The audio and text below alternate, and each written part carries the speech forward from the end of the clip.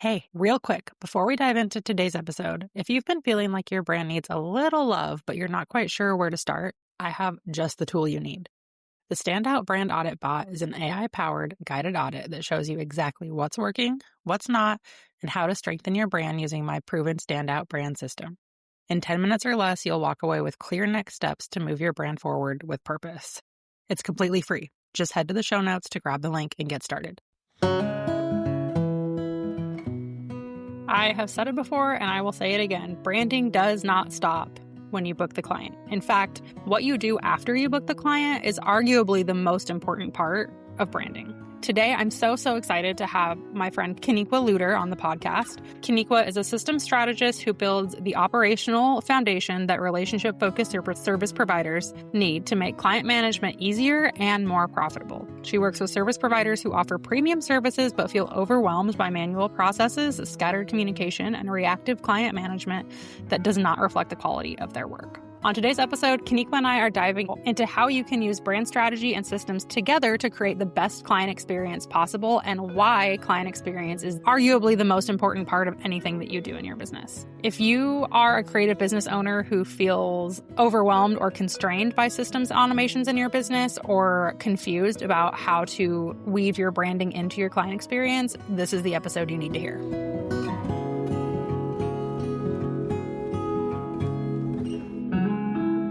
Welcome to the Six Figure Brand Podcast, where each week we're pulling back the curtain on what it really takes to build a six-figure business as an online service provider. I'm your host, Morgan. I'm a branding expert, online agency owner, mom of two, and military spouse, and I'm obsessed with helping entrepreneurs like you understand the ins and outs of branding so that you can use it to grow your business without sacrificing your sanity. Whether you're just starting out or focused on scaling, we're diving into everything you need to build a profitable and sustainable online business. Let's get to it. All right. Hi, Kenniqua. How are you? I'm doing good. Yourself? I'm good. I'm super excited for this chat today. So we're going to talk about kind of the intersection of brand strategy, client experience, and then specifically why we both think that most service providers are sort of dropping the ball when it comes to offboarding. So I'm super excited to get into it. Do you want to start us off with kind of as a systems strategist, how you approach client experience, because I'm sure it's a little bit different than the way I think about it. Yeah, definitely. So from my end, I really think about client experience as just this way that you show that you care about people. And the way you do that is through not only the work that you do, because I think as service providers, we care about the task and the service that we provide. But I think sometimes what is missed is just those kind of have you where you go the extra mile. And so for me, client experience, I used to just kind of like a backstory is that I used to be I came from a 9-to-5 job working at a call center. So I worked at a call center for about 13 plus years. That's pretty much the only job that I've had in my life besides running my business. And so with that being said, is customer service and client experience has always been that thing that's always been a part of me.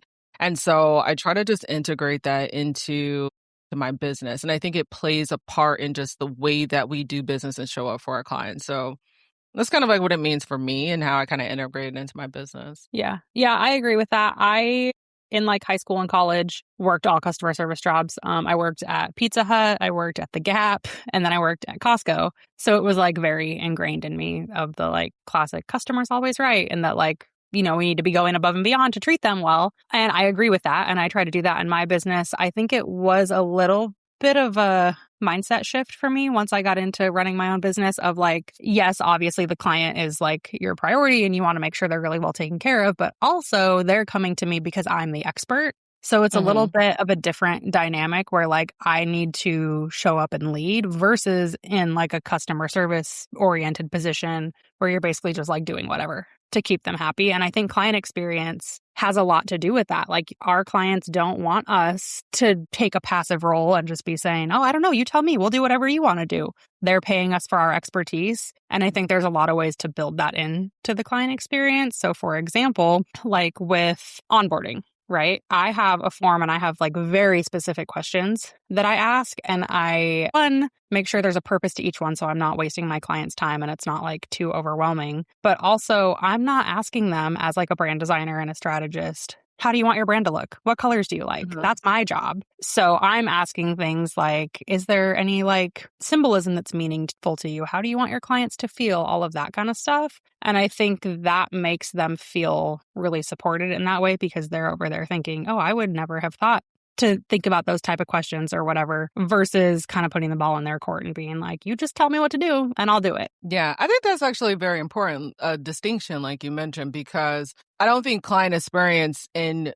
providing a good, quote unquote, good client experience just rests on just being a people pleaser, like doing exactly what they told you to do. It's so many times where just doing system strategy where I do have to tell a client, we're not going to do that. Like I literally just said this to a client the other day. They're like, hey, we can have the automation run twice for the same thing. And the client just gets two different emails. I'm like, we're not doing that.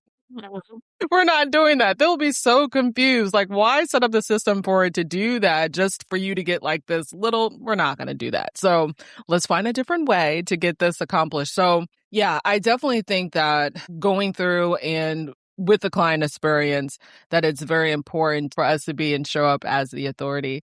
I have a question for you too, because like what exactly is, because you brought up the client and asking them like the feeling that they want more branding, like what exactly goes into like the branding strategy? Because I think most people we think about when we think about branding, we kind of think about logos and then we do think about colors, but what kind of goes into that? Yeah. So, and to be completely transparent, when I first started my business, I was the designer that was like, what colors do you like? Is there any like certain picture that you want in your logo? And I was kind of leaning on the client to like drive the design. And that was fine. Like people were still happy with my work. I was also charging significantly less because it really was a situation where like they kind of knew what they wanted. They just didn't know how to like put that together into something that looked nice or how to like frankly just use the design tools. So that's what they were paying me for. Now that I have grown and evolved so much as like a branding expert and a designer, I'm doing a lot more strategy work on the front end. Okay. So instead of asking,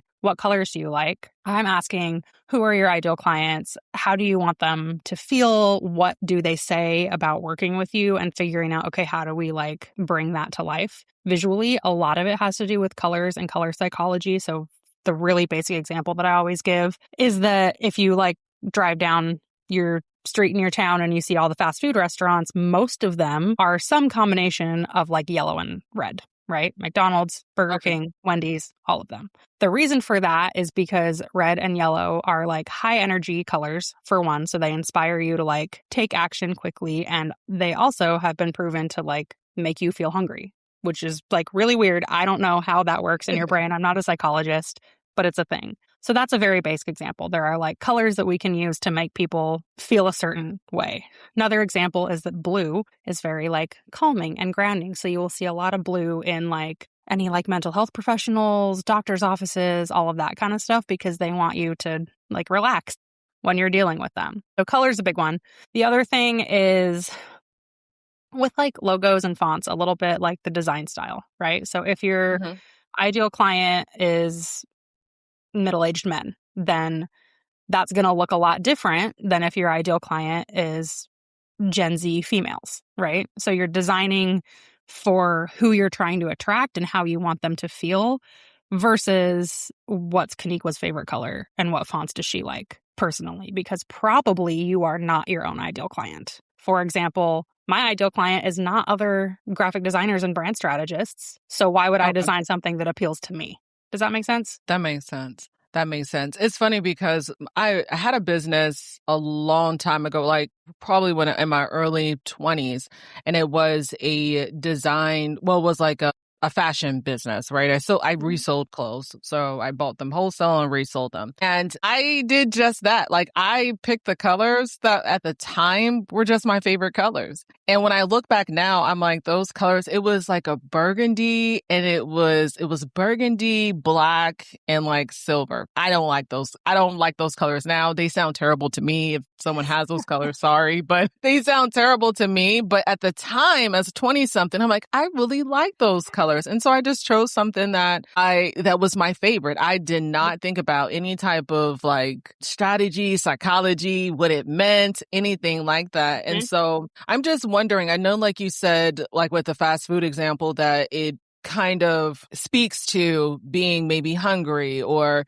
like kind of flashy and stuff like that. So how does it, besides, because when I know, kind of side note, so like when I look at like psychology, like the blues or calming, how do we really determine what exactly it is that we do want if we're not really sure? And how does it actually speak to our clients? Yeah. Like, how do we figure that out? My best answer for that, and my clients always get like, I don't know, not a little frustrated, but they're just like, oh, Morgan, come on. Like, I knew you were going to say that and I don't want to do it, is to go talk to your clients, like do market research. I prefer for you to do this if you have a business already. And most of my clients do. Typically, my clients are in a situation where they did what you did. They just picked something that they liked. And that was fine for them to like start their business and get them off the ground, which, side note, that is what I think you should do. I think you should just design something yourself that's like good enough for now and go do the thing and learn about your customer and yourself as a business owner and what services do you really want to provide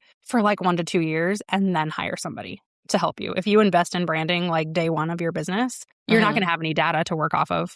First of all. Second of all, probably your business will grow and change and evolve. And I'm sure you see this when you work on systems with clients as well. So much over that first 1 to 2 years that by the time you get to year 2, you're like, oh, this doesn't fit my ideal client or what I want to do or whatever anymore. So I am 100% team DIY to get yourself started. Now that you're like couple years into business, you are having some success, so you have like a proven offer, then what I like to tell people to do is, okay, all the clients you worked with for the last year, for example, and pick out like your top 3 or 5 that if you had 100 more of those, you would be like so happy, and go talk to them. Ask them questions like, how are you feeling before you hired me? What made me stand out versus maybe other people that you were looking at? What kind of like transformation did you have when we worked together?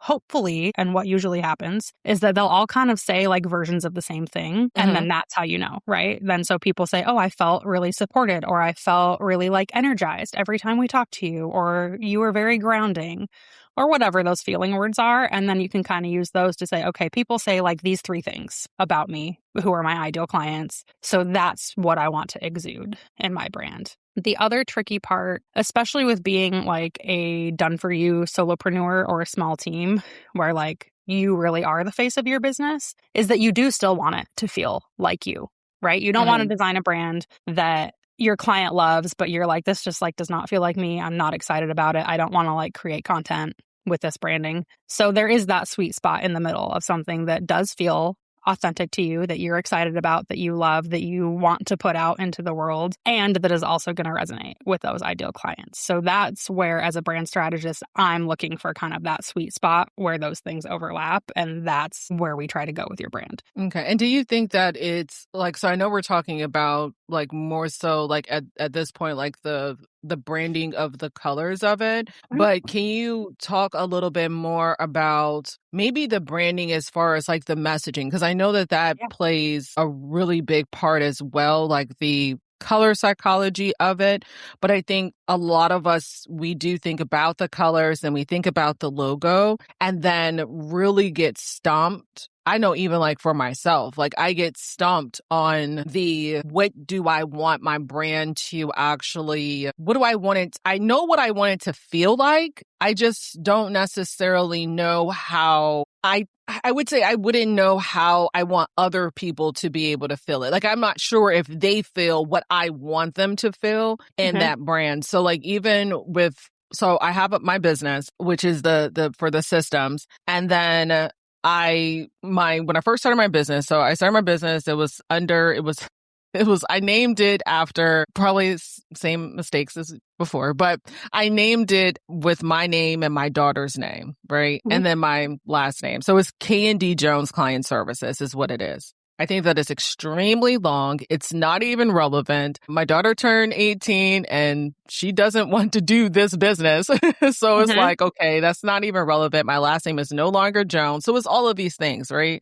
Yeah. And so that is like my LLC, but I do have a DBA, which is systems rehab. And so when I think about systems rehab, or I guess what I wanted to think about systems rehab is to feel calming. I do want it to feel calming. I do want it to feel grounded. I do want it to feel like this is the place where you can get your systems fixed, but Mhm. also not where I know rehab is a very strong name as far as that it can also be triggering. And so I don't want it to be triggering at all for some people because I know Yeah. rehab could be a very bad thing, but even though I think it's a place where you could get things fixed is how I think about it. But so how do you actually go through and make sure that the messaging that you have, like people can feel your brand through your messaging, through your look, and they actually get the right message? I guess Yeah. that's my question. Yeah. So I think systems rehab is a great name. And I, I mean, this is obviously like very specific to your business. I get the concern of like like negative connotations with rehab or whatever. Like, I think that's totally valid. I kind of feel like I view it the same as you. Of like, someone goes to rehab, whether it's to like rehab an injury or an addiction, or like there's a million reasons why Hmm. somebody would go to some form of like rehabilitation to get better, which is what you're helping people do with their systems. And I think that's probably why you chose that name, right? Yeah. So I think it's okay for you to like explicitly tell people that, like on your website. I would not be like systems rehab means blank, but you kind of weave those things into your messaging. So you say, here at Systems Rehab, we're all about, this is a really basic example, helping you take your systems that feel broken and make them work for you in a way that feels blank, however you want them to feel. Another thing with messaging too is, and I always caveat this with, I'm not a copywriter. So I'll create a brand strategy guide for somebody that includes like some messaging things. And then in a perfect world, what they would do is take that to a copywriter to then use that as Okay. like the foundation to write copy. So I always like to give that little asterisk. But messaging again comes down to talking to your people. So for example, I went through a fairly significant rebrand in like 2018, 2019.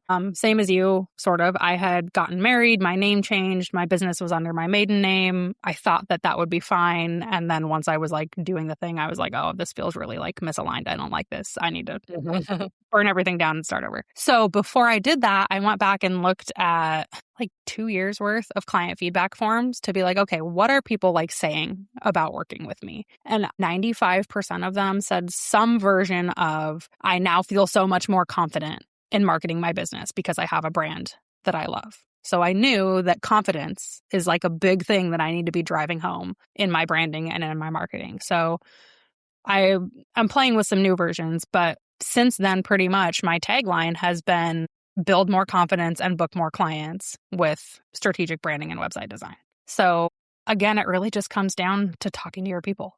I love that. And then you actually just had me thinking about it because I get a lot of just again with the client experience. I'm always doing client surveys. So like all of our clients, when we offboard them, we do client surveys and allow for them to be able to do testimonials. And so now that you actually say that and me just kind of thinking about it, when I'm thinking about those words that people use, it is typically words like Kenniqua was helpful, she's supportive, like those type of words. Those are consistent things that I do Mhm. get. And that's what I strive to be able to do. I guess I never really thought about it as far as like the branding of it all. Yeah. And so, yeah, that's what I was really just curious about because like even when it comes down to the colors, like I really honed in probably in the last year. Like I changed my colors again. So like when I had that first business, okay, Yeah. that was gone after a couple years. And then I went to, oh, this is my next favorite color, which is teal. So it was like a Mhm. teal and gold. And then I'm like, this is not good. Not at all. So I think I've kind of leaned into more so what I have now, which I do feel like it's calming, is like the greens, the browns, the tans. And so I kind of do like that now. I think it's more so just like you said, just kind of looking at the ideal client. So let me ask you this. So like, as far as like the branding, how would you say that that impacts the type of clients that we attract? Like, does it really does it play a part in who we attract? Like if we're not necessarily branding as far as like messaging. So of course messaging is going to attract a Mhm. certain level of clients, but is it even deeper than messaging and colors of like how we would attract our clients? Like how deep does that go? So I don't know that I've ever had or heard of an experience where somebody's like, oh, I chose you over the other person because your branding is yellow and my favorite color is yellow. Like that doesn't really Okay. happen. I think more so in that respect, what it comes down to is like creating a brand that looks really well put together and really intentional, whatever the like vibe of that is. Now, I will say, if we're thinking like extremes, right? Okay. Let's say you want to work with, I'll use a real client as an example. I have a client who is a divorce coach and like a money management person. So her clients are like 40 years and up women who are going or have recently gone through a divorce, and they're having this like, oh my gosh, my kids are out of the house. I'm getting a divorce. Who am I now? Crisis, right? Okay. They are not going to hire somebody who has either really like edgy, aggressive looking branding because that's not how they want to feel, or that has really like youthful, like peppy, flowery, rainbowy branding because they also were like, this is a really difficult time in my life. Like, that's not the energy I'm looking for. Does that kind Okay. of make sense? That makes sense. That makes I sense. Yeah. think, though, the thing that definitely will turn somebody on or off to hiring you is if your brand and your website and your social like content and like all the whole ecosystem of your brand, if it looks like a mess, somebody is going to be like, okay, well, you couldn't even be bothered to, make your stuff looks nice. So is this how you're going to treat my business too? Versus somebody who, even if your brand isn't the best, even if you're still like, oh, I don't really know if these are the right colors or not, but you're still putting in that effort to like make it look polished and pulled together,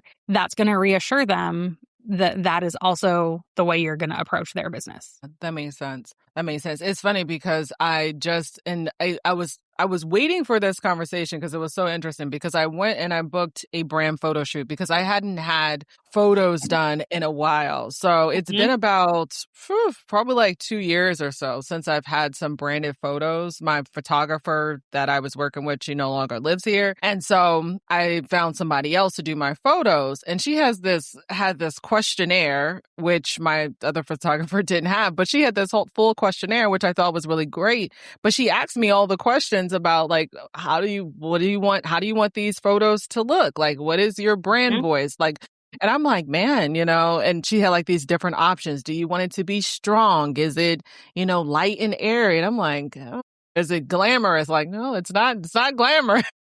Let's just do relaxed and, let's do relaxed and calming and stuff like that. So it was just so interesting to like get all of those questions. And it took me like 30 minutes to fill it out because I was really thinking about, man, I don't, because I've seen, like you kind of explained, I love, like I'll see someone that does have an amazing brand that might have all of the florals and like really fun brand. And I love that. But I know that I'm just not that fun.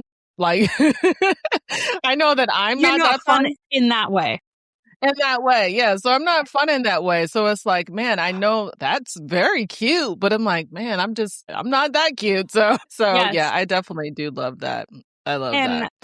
to your point about photos, this is like my clients break my heart like this all the time because they will come to me and they'll say like, "Oh, I just got a brand photo shoot done and now I want to work on my branding and my website." And I'm like, "No, no, no, it's all Mm, backwards. Don't do it that way." And it's a huge bummer. I have a podcast episode about what your brand designer wants you to know before you book your photo shoot. So we can link that and people can go listen to it. But that happens all the time is people get really excited about getting a photo shoot done because it feels glamorous and fancy and like they've made it and stuff. And then hopefully they have a photographer who does what yours is doing and asks you some of those questions, but frequently they don't. And so they're just mhm. relying on the client who is not an expert in visuals to decide what to wear and what props to use and where to shoot and what type of photos and whatever. And they spend all this money on a photo shoot without having really any plan for like, how do these photos fit into the bigger picture of my brand. Then they come to me and they say, okay, I'm ready to work on my brand and my website now. And to your point, they, for example, are wearing like a teal blazer because that's their favorite article of clothing and they really wanted to wear it. But now we're like, okay, well, our people want to feel calm and grounded and reassured and whatever. And the way to do that is to use colors that are maybe more like earth tones. And now you have this obnoxious teal jacket with your earth tone brand, and it just like does not fit and it feels like a waste. Yeah, it definitely feels like a waste. I've taken pictures in the past. Like I said, this is the first person that I've had that has asked me questions, and I have definitely done photo shoots where, like you said, I didn't know what I was doing, and it's like the pose, and I knew that I wanted to have the basic props. I'm going to bring my laptop. I'm going to have my phone. Your I might have a podcast mic. But other than that, it's like, I don't know what we're going to do. And I'm not that, when other people are taking pictures of me, I'm not that camera, like I'm just going to be able to do all the poses and stuff. No, I want you to tell me what to do, especially I guess if I'm being posed, which I'd rather be more relaxed. But, you know, most people want to pose. You put your arm here and do all of that. So, yeah, I think that would be I need to probably go back and listen to that episode too before taking those photos. That's something I have to do that at the end of the month. So I definitely should listen to those photos. But now I definitely am more intentional. Like I go, because these are my colors, like anytime I do content, I'm wearing green, I'm wearing brown. Tan is part of it, but I don't necessarily I'm not that good with wearing light colors. I just make a mess. So yeah, so I try to be more intentional. Yeah. And for anyone listening that's like, oh, well, like in your case, I have a photo shoot at the end of the month and I don't actually know how my brand is going to look because I skipped that step. And now they're like, oh, Morgan called me out. Neutrals. And I'm not saying like wear all black and all white, but wear like jeans and a white shirt, or like just try to avoid anything super, super colorful. And that will at least allow your photos to fit with like whatever direction you take your brand versus your favorite teal blazer that you really love and looks really cute on you, but is going to really throw a wrench in your brand designer's plans. Yeah, because I have photos now that were decent, but they had old brand colors. Like I said, that teal and gold, I had those on. So it was like, I can't really use them anymore. I had photos that I was wearing print. So I used to be a very big print person, but I'm like, wearing print I like print, but I'm like, I shouldn't be wearing print in photos and on video all the time. I think it's kind of, for me, it's kind of distracting. There's too much going on, So yeah, so I definitely love that. So let me ask you too. So like we're talking about, so how do you think about, because I know one of the things that we really focus in on here is really going from, with the brand strategy, you're really going in, you're bringing in your leads, your clients, because they are connecting with their pain points. Your ideal clients, they know that you are the authority, you can help them. So going from your brand strategy, how does that fit into the offboarding of your client? So you've gotten the client, you've got an ideal client. How exactly does that play any part as far as like your offboarding with your client? Yeah. And I mean, to back us up a few steps, I think it plays a part in everything that happens after you book the client. And I would love to hear your perspective on that too, of like when you're building systems for somebody, how does who their ideal client is affect the way that you build systems? Because I know that it does. But for me with branding specifically, so I have a discovery call. Somebody's like, oh my gosh, Morgan, you're so amazing. Take my money, right? What happens after that? We send them a contract, an invoice, that brand questionnaire that we talked about. All of that stuff is visually branded. So it has like my colors and my logo, and it looks nice. And again, is very polished and professional and put together because I want them every step of the way to be reassured that like, I've got them. This is going to be a premium experience. Like they don't need to stress, and that the several $1,000s they just gave me is well worth it. So visually, that's kind of how that works. And then same thing with offboarding. Everything is going to be in my colors, using my fonts, very like simple and easy for the client to use, very well done. Additionally, I think brand values really play in when it comes to like executing the project and offboarding and stuff. So, for example, one of my brand values is proactive communication. So for me, that means that a client is never ever going to feel in the dark about what's going on with their project. The way that I accomplish that, which is a system, is that every Friday we send an update email, and it just has 3 sections. It says what we worked on this week, what we're planning on working on next week, any outstanding items we need from you. So for example, we need you to send us photos, or we need your feedback on this webpage, or we need a login for this, or whatever, so that every single Friday they know, okay, here's where we're at, here's what's next. If they're the one holding us up, there's like a gentle little reminder. I also have at the bottom of every single form, so we send like drafts of logos, for example, at the bottom of every form, there's a link that if they want to book a call and just talk with me about it, they can do that. So that's just one example of like your brand strategy and your brand values coming to life in the process of working with somebody. I get really on a soapbox when I talk about brand values with my clients, because I tell them, like, I don't want to hear that your brand values are kindness and authenticity. Like, cool, what does that mean? Mm-hmm. Tell me. And if that's what you want them to be, that's fine. But like, take it a step deeper. Explain to me how you embody that in your business. And if you can't, then we need to pick some different brand values. Yeah, I love that. It's funny because that is one of my brand values as well. And I do that exact same thing. I don't know what it is about Fridays, but Fridays just seem like it's the perfect time to go through and check on someone. And I love the fact, and I never thought about that. That's actually really good, is that I like that little added part that you put for them to go through and to book a call with you if they were to have questions. That's not something like we do the breakdown of what we did and what we work on and what they can expect. So I always set the expectation. I'm going to check in with you on every Friday, but I do like the point of having that additional call if needed. I think that is really good. And I'm pretty sure that even heightens even more like your client experience. You have a lot of people that actually like book those calls. So that's what I was going to say, is it is also one of those things that like, so it's just a 15-minute call. So it's not taking up like a ton of time on my calendar, but I'm a firm believer that like your existing clients should be the first priority, right? Your best marketing strategy is to treat your existing clients really, really well and make them feel like they are number one for you. So if they need to get on Zoom with me, we will make it happen. Most people go through an entire project without ever using that link, but I think knowing that it's available to them is really reassuring. Most of the time, they just type their feedback into the form. Occasionally, they'll like send me a Loom video if they would rather talk through it. But I think just knowing that they have that access to me should they need it goes a long way in making them feel supported, even if it's not something they ever use. Yeah, I love that. And so do you typically are there set days that you typically do calls? Yeah. So my schedule is very limited right now. I have 4 hours a day of childcare, minus the 30 minutes we spend commuting each way. So I take calls on Tuesday, Wednesday, Thursday. I keep Monday and Friday open mostly to work on my own business. But if I have an existing client who's like, hey, I'm only available on Monday or Friday, then I will make it happen. But if you click my scheduler, for example, it's just those middle 3 days of the week. Oh, okay. Gotcha. And what do you use? Like, what are you using for your business, like to manage your clients?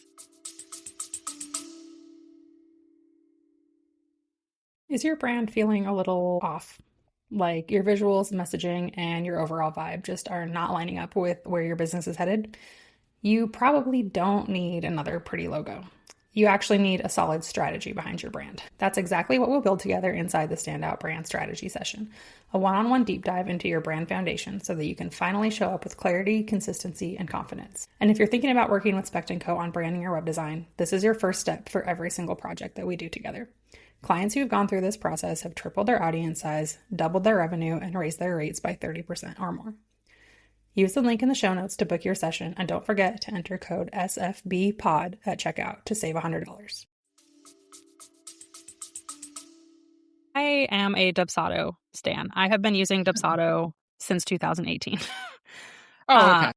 So for scheduling specifically, sorry, Dubsado, but their scheduler is not great. So I use Acuity Scheduling because that is a Squarespace company and my website's through Squarespace. So all my forms and everything I send are through Dubsado, but the actual scheduling link is Acuity. And those are really like, so as far as systems and tech, I use Squarespace for my website, Acuity for scheduling, Dubsado for client management, and Asana to manage my projects and my team. And like, that's it. It's a very lean tech stack. Okay. Yeah. Same for the most part. So, same as far as a pretty limited tech stack as well. So, I use HoneyBook. So, that's what I use for Mhm. managing the clients. I do use Asana. I like Asana. That's what I use for project management. And then I also use Airtable. So, I use Mhm. Airtable as well as like I use it for my client hub, but then I also use it for like my content planning. So I Yeah. attach my Airtable to HoneyBook so I can be able to do even more automations and be able to keep some of that granular information that I might not be able to do inside of HoneyBook. That's what I like to do with that one Yeah. as well. But like you said, pretty limited tech stack to be able Yeah. to, manage clients anyway. Yeah. Yeah. And I mean, there's obviously like email marketing and Instagram content creation and on and on and on. But as far as like client work, that's all I use. So let's talk about automation and systems and stuff for a minute, because we've talked a lot about brand strategy and how that like plays into your client experience. But I think systems and automations are the backbone of a client experience, right? If you're doing everything manually in your business, maybe you're able to like stay super on top of it and deliver a pretty good client experience, but probably it would be better if you systematized and automated as much as you can. The example that I always think of is, so I have a VIP day offering that somebody can Mhm. just go on my website and book, right? So they can go on my website, they book it, they automatically get the invoice, they get the onboarding form, they pick their day, like everything. I don't see or hear from them until we have their kickoff call. It's amazing. If I had to do that manually and they had to send me an email and be like, hey, Morgan, I want a designer day. And then we go back and forth like 95 times finding a day that works. And then I put together all their stuff manually. From the time they say, okay, I'm ready to pull the trigger, I want this thing, to the time that like they're onboarded, basically, could be like a week or more, versus having that system and that automation where it's, minutes. So what would you say as far as like how important are systems and automations when it comes to creating a premium client experience? Yeah, I think that's really, really important because in my opinion, there's just no way that we can provide the best, like we can provide a good client experience, but the best client experience without having systems, because there's going to be a time where even the example that you just used of someone going to your website and booking, what if they do that at midnight while Mm-hmm. you're asleep or while you're doing something with your family and they don't get that notification back or that next steps back? That automatically kind of drops the client experience just a tad. Like I recently went through and I booked a service with someone and I submitted my payment and nothing. I didn't even get a receipt that I had paid. And so like I was kind of a little bit in I'm not going to say panic mode because I'm somewhat familiar with the person, but at the same time, I'm like, let me put a note to myself to kind of go back and check on this. And it was hours, like probably half a day before I actually got the next step. And I'm Mm-hmm. like, and I think about it just from the client's end of how that panic probably does set in with clients when they do something, when they pay you money or when they book a call with you or whatever, and then crickets, nothing Yeah. happened. Mm-hmm. And so they probably had that same little thing in their gut, like, what did I just do? What's about to Did I just get happen? scammed? Yeah, exactly. And so it does play a part. And then in addition too is even and those I feel like are like the basic things, like responding back to the things that they initiate, payments, booking calls. But I think just for like our sanity, systems are going to just be that thing that's going to help you to be able to maintain and manage your clients, manage your business just better. Mhm. Just because there's going to, like I said, there's going to be times where you're just not going to be available to respond back to someone. And Yeah. to have them and keep them in the loop about what's setting those expectations, what's going to happen next, providing them with additional resources, it's just going to be important. And I think it's like part of like what you said, like with your values, making sure that you are proactive. A lot of times you also do that. You can do that in an auto. You can of course do that manually, but you can also do that in a proactive way. Like for example, with our 5-star client experience builds that we do, which is a CRM setup. When we go through and do those setups for our clients, after we do the build, they go through a 30-day support period time where they can submit Mhm. support tickets, like if they need to do any edits and all of that. Well, during that time, of course, I'm working with other clients, but I also have clients that are in support period time. Mhm. And for the most part, it's just me. So I have automation set up that inside of, in this particular case, is inside of Airtable, but I have it where, boom, I put the date of when their support starts, and then it's tracking how long they're actually in support in every single week. So it's set for that first day, hey, you're in the support window. Here's what you can expect. And I kind of go over some like mindset things about systems as well. But then it's like day 1, day 8, 15, 22, 30. It goes and it sends out these automated emails to kind of check in with them, see how it's going, provide them some value. And again, send them the link again, even though it's in their client portal, to send the link again to, if you need additional help, submit a support ticket, you know? And so Yeah. those little nudges, I think, really help to just kind of keep and provide a premium or a high touch client experience without you having to be on all the time. Yeah. Yeah. And I think too about like, so I also booked a couple of brand photo shoots for this year. I snagged a really great Black Friday deal. And that had been something that I had been like wanting to do for, I don't know, probably like 2 years, like a long Hmm. time. So I was really excited about it. And I just think often about, when somebody books my service or your service, they finally are like, have been thinking about it for a while. Most people don't buy branding just on a whim, you know? They've been thinking about it for a while. Maybe they saved up money. They're really excited. So once they finally book the project, they like want to jump in and get started. And so if I can have the onboarding process be automated to the point that like they pay their first invoice and they automatically get a questionnaire that they can take action on and feel like they're moving the project forward, that they're like starting in earnest on this thing that they're really excited about, I feel like is such a better way to start your Hmm. relationship with that client than sending them a receipt and being like, thanks for your payment. I'll get back to you with your questionnaire on Monday, if they book like on a Friday. Exactly. So yeah, I think that capitalizing on that like momentum and that excitement that somebody feels when they book you is huge as far as starting off the project on like a positive forward moving note. You mentioned offboarding, and I want to talk about that because I feel like offboarding is where the ball gets dropped a lot, I guess Hmm. is a good way to say it. I have worked with plenty of clients who say things to the effect of, oh, I worked with a designer, years ago, and they built me a brand that like I liked at the time. It's fine. But then they just said, okay, here's your style guide and your files, like the end. And there was no like training, no follow up, nothing. And similarly, I've hired service providers where that's kind of been the case. And then I'm over here like, oh, well, I actually had like some additional questions, or maybe I was curious about hiring them for additional services. But I suspect what happens is that they have already gotten my money.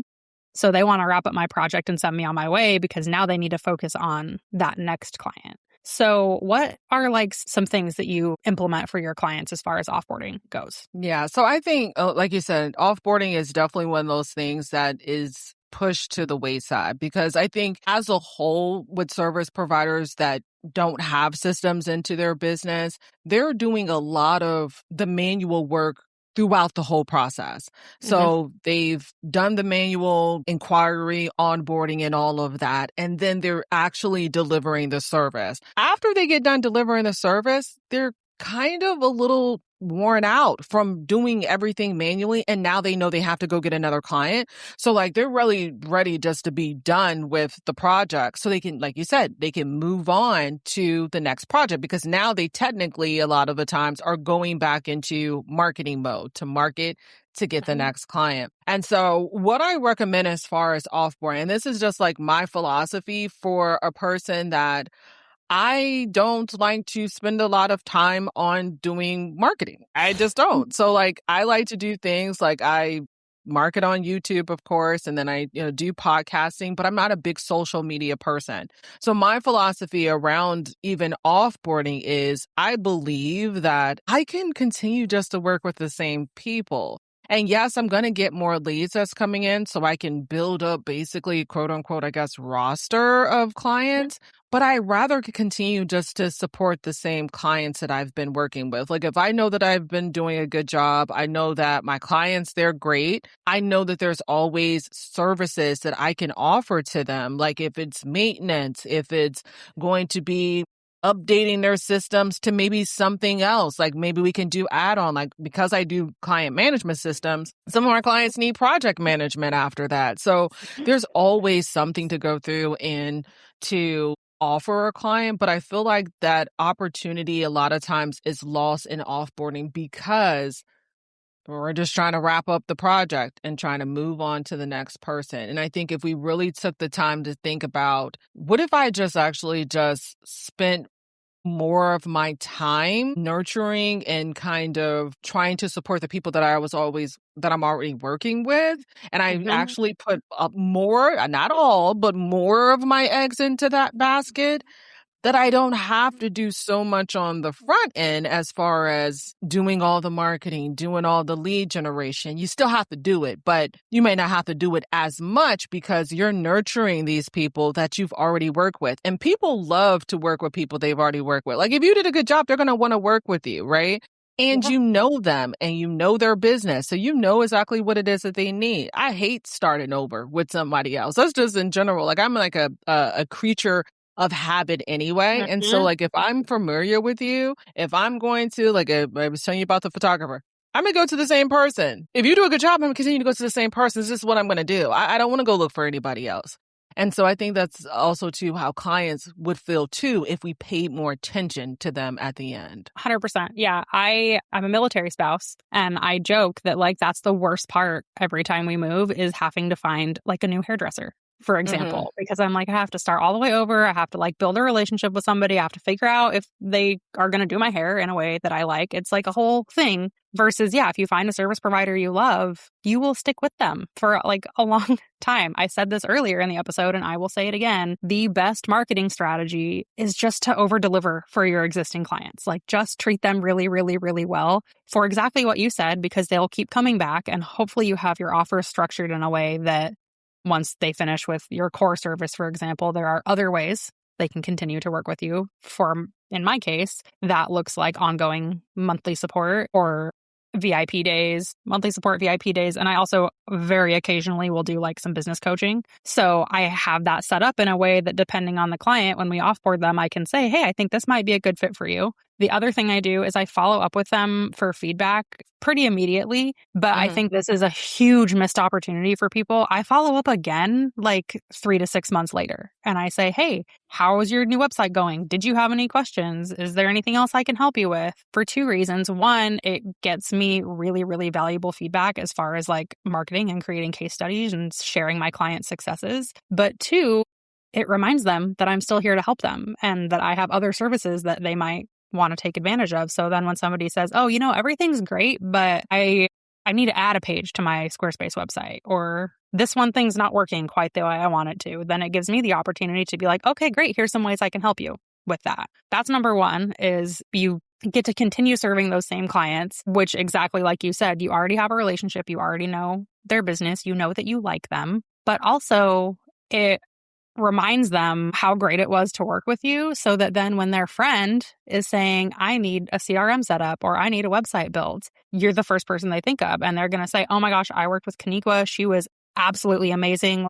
Don't even interview anyone else. Just hire her. Yeah, I agree with that. And I think too, and it's not even about like the end result of you treating and having a good client experience. The end result is that your clients will come back. So we're not going into it, of course, thinking like, oh, I want this person to spend, like you might want that person to spend more money with you. But it's not even about like that's your sole focus. Like that's just the end result of just what happens when you treat your clients well, when they feel supported. That's just the end result. And I think if we can just focus in, like what you were saying, is if we could just focus in doing a good job and supporting our clients, that we will get that end result, have the offer ready. Even like I do the same thing that you do as well too. Like, so after they work with us, they do the 30 days support. And then after the 30 days, we do give them the offer of, if you want continued support with support tickets, you can do like our maintenance plan for that. So some clients will do that. But then I also check with them at the 30 days. So the first 3 months after that, I check on them again. So we do 30, 60, and 90 days check-ins to see how it's going. Because I know with systems could be one of those things where you have to start to build the habit of just going into the system that we built for you. And so I want to make sure that they have that habit built. But then after that, then we check with them every single quarter. So every 90 days, we check on them. Typically because I know that when things change in their business, like if they add additional offer, maybe they get a team member, then your systems may need to be updated or changed at that part. We might need to add additional automation. So that's when I'm checking in to see, hey, did you do a systems audit this quarter? So I can go through and check on them. But that's where too, systems also play a part for me in my business, because I have several clients that I've worked with. And the only reason how I know who's coming up on what time frame is because I have systems that tell me, hey, this person's in 90 days. This person, that needs to be an email sent to this person, right? So that's only how I'm able to do that, is because I put those systems in place, that automation in place, where I can do those nudges over to the clients as well. Yeah. Yeah, exactly. Do you, I didn't ask this earlier, but is it just you or do you have team members right now? So right now it is just me.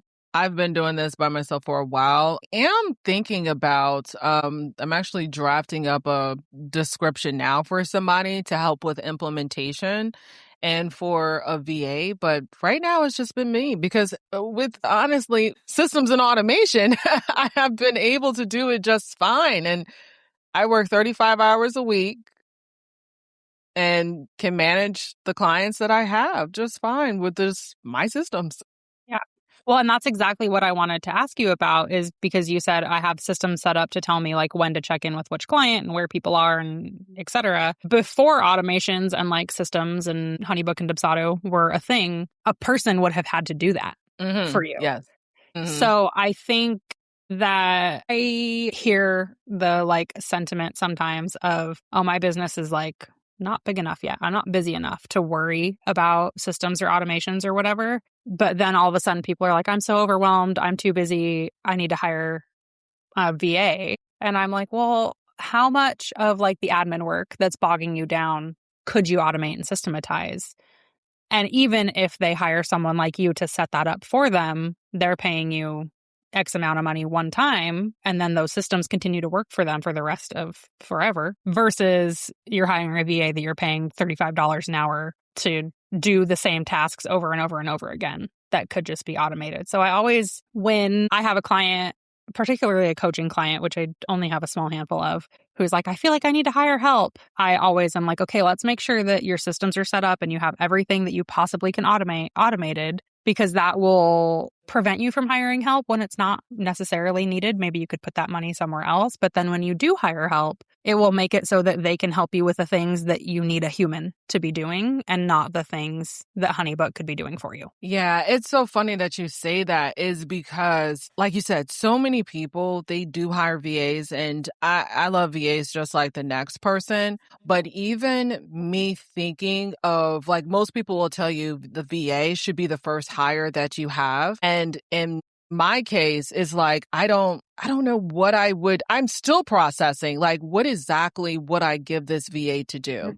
Like, my first hire, like I said, writing up the description, is for an implementer, for someone to actually go in and do the work for me, or at least take on a couple projects and do the work for me, versus that VA role, because it's like, what would I have them do? And I've thought about this, like, what are the tasks that I would really have them do that I don't already have like automated into my business? Like, even the simple things, like I try to, and I'm always kind of just think about things that I can integrate into my workflow, my business, just for the clients. Like, so simple things, like when we onboard our clients, I ask them like, what's their mailing address? What's their birthday? Because I send them out a gift. And then I also collect their birthday, right? Their birth and the month and the day. And so I have an automation set up for me to send me an email when their birthday comes up. And when their birthday comes up, then I send an email to them. I already have it drafted. Happy birthday. And then I typically will attach a gift card. Something like that is so simple where normally you probably would have a VA or something like that, like going in the back end, sending out these emails. But I don't have to do any of that because I am able to go through and put those systems in place. And so I do think it's very important to leverage automation where you can. See where you can go through and automate something first, take it off of your plate. And then for the things that only like a human can actually go in and do for you, then, maybe consider hiring a VA. Because like you said, you'll be hiring a VA for simple tasks that automation could do. And like you said, you're paying them $35 an hour and you literally could have just did that with automation. Yeah. Yeah. And I think also, like you said, like the tasks that only a human can do. So in my business, I have a studio manager / executive assistant and a graphic designer. And I did hire my VA first. And I think that was the right decision. At the time, I was very burnt out. And so I was like needing somebody to just get the admin tasks off my plate so that I could focus on the design work. And that was the right decision for me. She did end up setting up a ton of automations in my business to then like help make her life easier, which was great.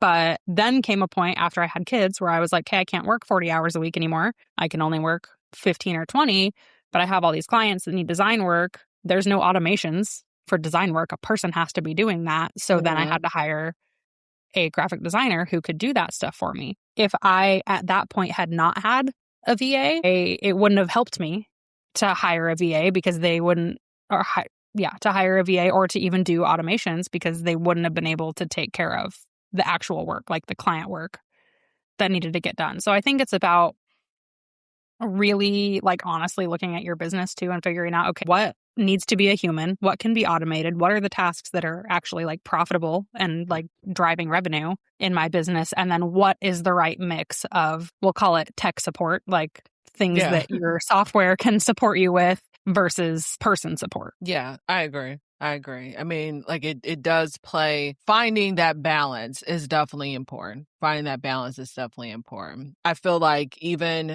if I decided not to hire a VA, I think I would be just fine. As long as I hired an implementer, like how you have with with the brand designer, I think I would be just fine, like to be able to do it that way.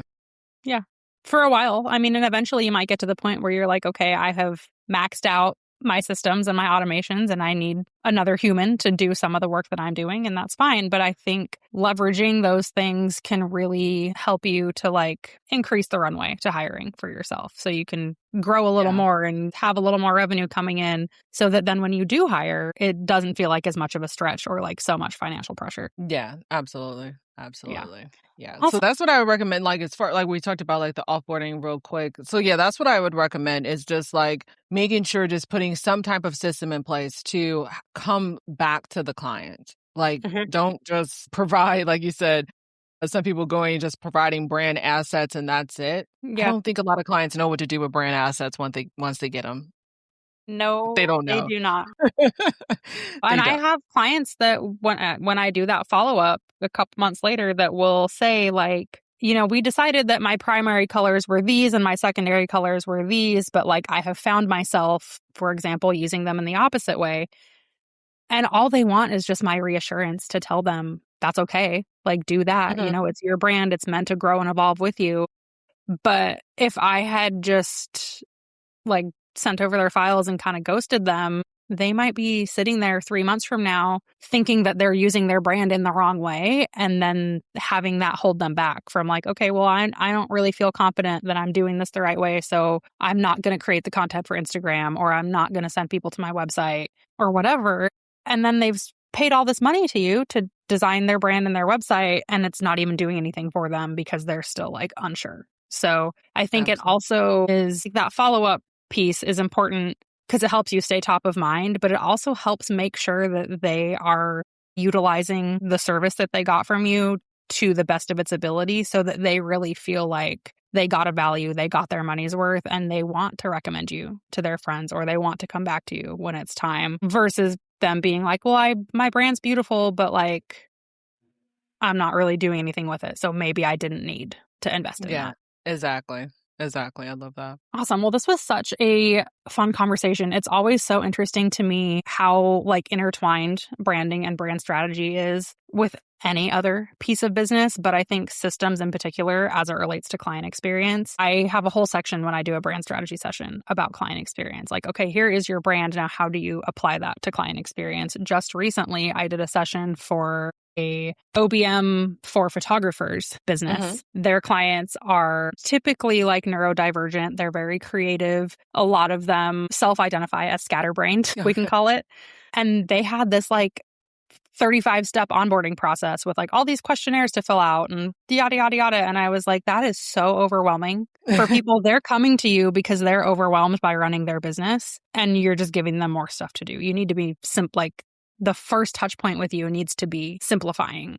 So that was something that had nothing to do with like visuals or brand voice or anything. It was all about systems that I was like, this needs to be a priority for you to rework this because you are telling people to come to you to feel one way and then your process and your systems are making them feel the opposite. So I love talking to people like yourself about like just how intertwined all of that stuff is. You really need all of those parts and pieces to be working together to move your business forward and not like thinking about them in a silo. Yeah. It's funny that you said that too, because I just recorded a episode about that very thing of having people go through and just complete a whole SAT test before they actually have to work with you. It could be a lot. You don't need to have 1,000,001 questions just to have someone work with you. To like get the most important things and leave the rest for later or for your call or whenever, but you don't need to have all those questions. Yeah, and I think it's sometimes it's well intentioned. We think that if we like add more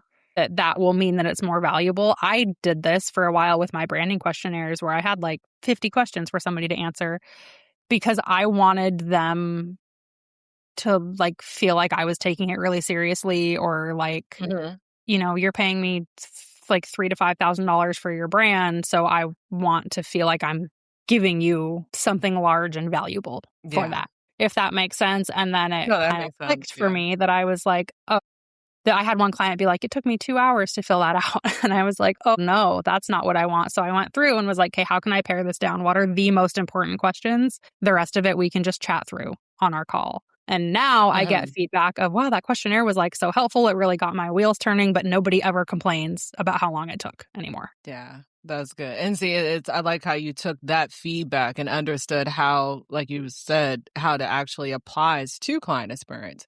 Because it does matter. I think we don't really consider, like when we think about client experience, which I think is one of those things, when we think about client experience, we think about it being this thing where you intentionally do it, but you don't realize that it's actually already happening, if that makes sense.